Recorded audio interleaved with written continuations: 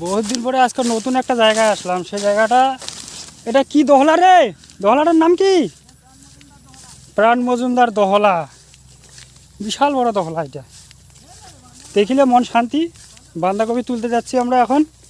হ্যাঁ, আমার একটা বন্ধু বাঁধাকপি করছে, তো খাওয়ার জন্য নিতে হবে 2-4টা। কই বাঁধাকপি কই রে? আরে ভাই, বাঁধাকপি কই? ভাই আছে তো রে, অনেক বাঁধাকপি ভালো আছে। দেখ মেলা 200 গ্রাম করে বিরাবি তো?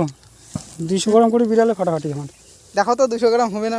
200 গ্রাম? হ্যাঁ, আরে সাইজ ভালো আছে ভাই, যেমন তেমন সাইজ না। দেখো এই যে বাঁধাকপির সাইজ, ফাটাফাটি সাইজ আছে। এই তো হাতে লাগিয়ে কমলেশ তুল বাঁধাকপি। নিগাও এক ব্যাগ নিগাও। এক ব্যাগ নিয়ে